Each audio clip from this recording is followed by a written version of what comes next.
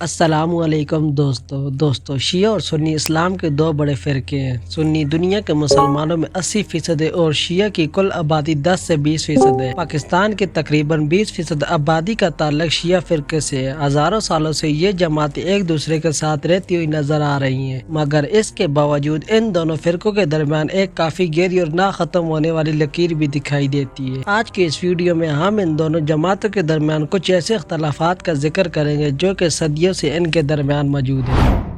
سنی اور شیعہ کے درمیان پہلے اختلاف اس وقت پیش آئے جب آپ صلی اللہ علیہ وسلم کا وصال کے بعد خلیفہ کو چننے کا مسئلہ درپیش تھا۔ ایک جماعت نے کہا رسول اللہ صلی اللہ علیہ وسلم کا وصال کے بعد جانشین ان کے خاندان کا ہی ہونا چاہیے، جبکہ دوسری جماعت نے صحابہ کرام سے خلیفہ چننے کا مشورہ دیا۔ آگے چل کر پہلے والا گروہ شیعہ کہلایا جبکہ دوسرا گروہ اہل سنت جماعت سے مشہور ہو گیا۔ شیعہ حضرات کو تمام مسلمانوں سے الگ کرنے والا عمل ان کا ماتم ہے، جو کہ یہ لوگ محرم الحرام کے دنوں میں کرتے ہیں۔ ان کے مطابق کربلا کے میدان میں نواسۂ رسول صلی اللہ علیہ وسلم کو شہید کرنے کے بعد ان کے خاندان کے ساتھ نامناسب سلوک کیا گیا۔ اسی غم میں شیعہ حضرات ماتم کرتے ہیں۔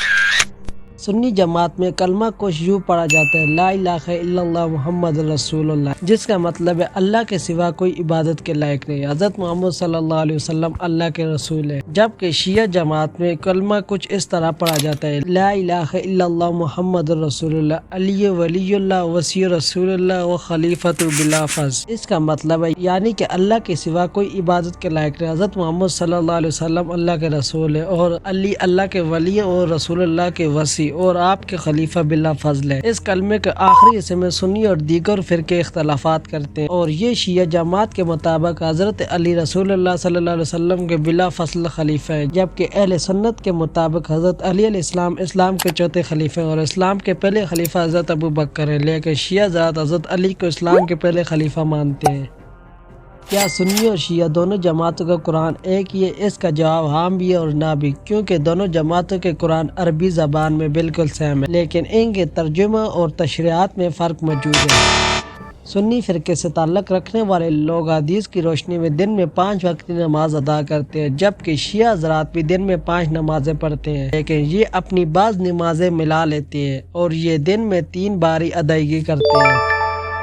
سنی جماعت ماہ رمضان میں 20 رکعت نماز تراویح ادا کرتے ہیں، جبکہ شیعہ جماعت نماز تراویح کو حضرت عمر رضی اللہ تعالیٰ عنہ کی طرف سے ایجاد کردہ ایک بدعت خیال کرتے ہیں، کیونکہ وہ حضرت عمر رضی اللہ تعالیٰ عنہ کے بہت زیادہ خلاف ہے، اس لیے ان کے ہاں تراویح پڑھنے کا کوئی رواج نہیں ہے۔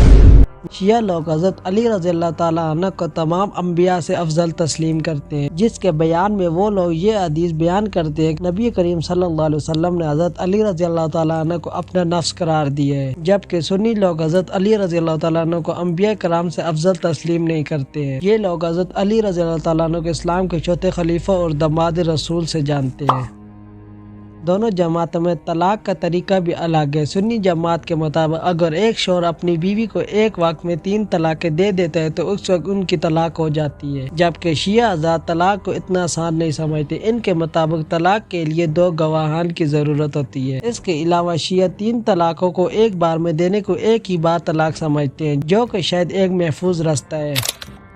شیعہ فرقے میں بعض صحابہ کرام کو برا بھلا کہنے کا بھی رواج رہا ہے۔ پہلے یہ کھلم کھلا اور سرعام محفلوں میں ہوا کرتا تھا، اب اگر شیعہ حضرات بعض صحابہ کو برا بھلا بھی کہتے ہیں تو صرف ذاتی طور پر ذاتی محفلوں میں ہی ہوتا ہے۔ اس کے برعکس سنی حضرات تمام صحابہ کرام کا یکساں طور پر احترام کرتے ہیں اور ان کی دل سے عزت کرتے ہیں۔